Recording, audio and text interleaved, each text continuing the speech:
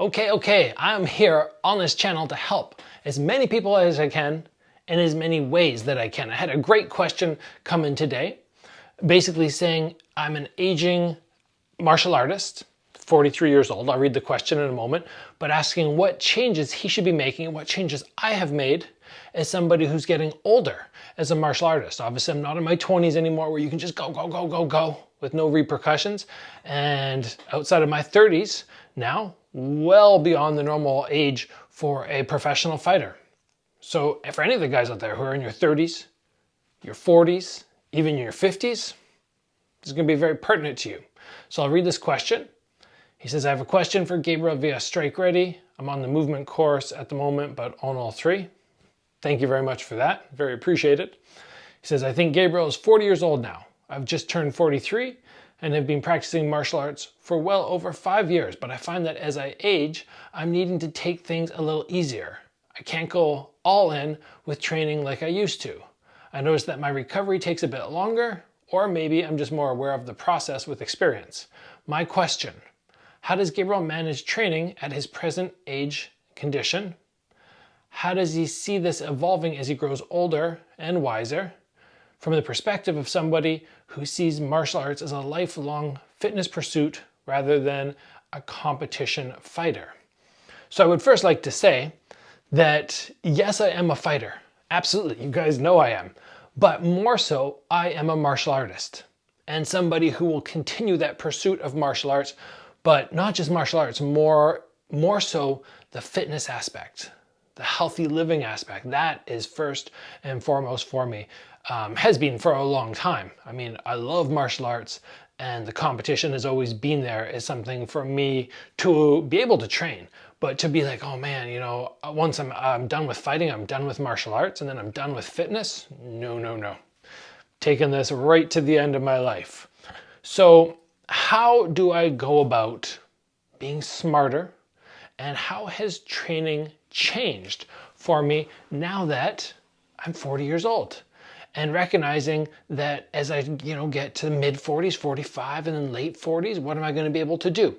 Well, the very first thing that I can tell you is in response to that question, yes, things have changed since my 20s. In my 20s, my mindset was whoever trains the hardest will win. Very simply, that's it. And I pushed and I pushed and I pushed until my body broke down, and then I pushed a little bit more. When I got to my 30s, I had eased back on that. Now, when I say ease back, what do I mean? Do I mean take, sessions at 50% volume, 50% intensity? What does that mean? No. What I mean is I wasn't lazy. I didn't cut corners. But I realized that massive volume was much harder on the body. So instead of being somebody who's like, oh, I'm going to go and hit the pads, do a kickboxing session that is going to last 2.5, 3 hours, like, whoa, that's a long time. And you can get a lot of damage from that. Well, I shortened them. I very simply shortened my sessions and went, okay, I have a choice between longer, slow sessions or fast, hard sessions. I decided to go with the fast, hard sessions. That for me has made a world of difference. It allows me to go do a session, come out uninjured, and go into the next one. When I'm talking about duration and intensity, I'd say I'm doing probably about 90% intensity. There's always that a little bit more that you can push, but that's when the injuries start to come. So being smart with that, and be like, yeah, I don't need to go 100% all the time, but 90% is very good, it's very close. That helped me so much. And then going, instead of doing 2.5, 3 hours, let's get it done in an hour and 20, an hour and 30. And just, work really hard. Even an hour sometimes. If I'm out for my run, 40 minutes. That kind of stuff makes a big difference. Also, the pacing. Do I go nonstop? Whether it's cross training or kickboxing, which is one big, long, nonstop go. No, I don't do that. Small chunks with breaks in between. Push hard for 2 minutes, take a break. Push hard for 30 seconds, take a break. Sometimes the breaks will match the time that I train. Sometimes they'll be much shorter, but I'm giving my body that time to recover, to feel it out and make adjustments. Now, when you hurt yourself, which does happen, in my 20s, in my 30s, very often I would just push through. But as I got older, I realized, oh, okay, when I have an injury, instead of going and training full out, and I still want to train, but instead of going full out, be like, you know what? I'm going to go and do a day where I do 50% volume and 50% intensity. Something I would only do when I'm either so burnt down or injured. But that allows me to stay active while not aggravating the injury and actively recover. Now, when we're talking about recovery and what are the things you can do for your body outside the training, that has become very important. In my 20s, I had a few things that I was doing. That would have been like 2010-ish, probably, when I went, you know what can I do that's extra? And I started incorporating ice baths before it became very popular. Hated them. Still hate them, but hated them a lot more then. So that's been in my routine for such a long time. In addition to that, red light therapy. I've been doing that since probably 2008, 2007. Moving beyond that, now I've started adding in supplements, taking things which are going to help my body rebound from injuries, help me recover more actively. All of that has made a world of difference. I truly believe it's made a very, very big difference. So we have those three things, which have been just fantastic for the fact that I am now 40 and my endurance, although it's not as good right now because I haven't been training my endurance as much, my endurance is still very good. My ability to maintain times, like the last time I did a training camp, which was granted about 7-8 months ago, but when I did it, all the times that I was putting up were consistent with what I used to do when I was in my 20s and my 30s.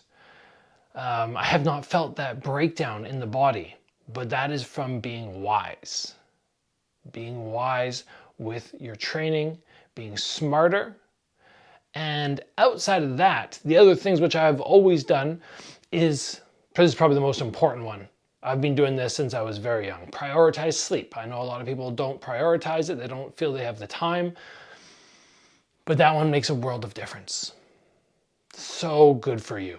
Taking a little 20-minute nap in the middle of the day. Sometimes I'll take it in the most weird random spots. Like if I'm off on a seminar, I'll just fall asleep for 20 minutes at the gym, just laying down. It's not even always asleep. Sometimes it's just like and I'm just closing my eyes and letting my body have some recovery. That one for me, the sleep has made a massive difference. The diet will become more and more important as you age. You can get away with a lot when you're in your 20s. I was always pretty good, but still doing some stupid stuff, like, going and drinking a liter of juice after a training session, thinking it was beneficial for me. No, not beneficial. So cutting out stuff like that and not having cheat days. I have, little cheat things here and there, but not having cheat days where you just go ridiculous. Like, oh yeah, I'm going to eat this whole box of cookies. I'll eat the whole box of cookies, maybe over a month. Small little thing here, small little thing there. And outside of that, going into my 40s, this has allowed me to stay in great shape, to feel great. Now, I don't doubt, as many people say, that as you get further and further on, it's going to get harder and harder to maintain that and be healthy. But man, I just saw somebody at the gym today. I actually asked one of the trainers, I'm like, oh, how old is that guy? And he's like, oh, he's 55 or 60 or something. He's just ripped, got a six-pack, had his shirt off outside the gym, which was kind of funny. But I'm like, man, he earned it. Yeah, you take that shirt off and flex. So when people tell me that, when I was in my 20s, they're like, oh, yeah, you're doing well now, but wait until you're in your 30s. And then when I got to my 30s, people were like, oh, yeah, wait till you get to your 40s. Now I'm going to hear people saying, like, wait till you get to your 50s. And what I'm anticipating for myself is that with the dedication I have, yes, some things will become a little slower. Maybe reaction times will slow a little bit. The overall speed might slow a tiny bit. I might have to be more diligent on the food I'm consuming, be aware, but I'm not really expecting stuff to dramatically change. And I don't think you should either, as long as you're being smart with everything. So anyway, I wanted to touch on that. Thank you very much for the question. You guys are always free to send me Instagram questions, or this one came via email, and I'll try to get back to you if I can. But, for those people out there who are like, man, I'm in my 30s and my goal is to have a fight, but is it too late for me? I'm like, no, absolutely not. If you're in your early 40s and you're still wanting to have a fight and you have some martial arts experience, yeah, absolutely, you can make it happen. I had somebody who recently fought, I'm pretty sure they were in their late 40s, had their first fight in their late 40s. Good for them, right? Good for them. So let's call it there, guys.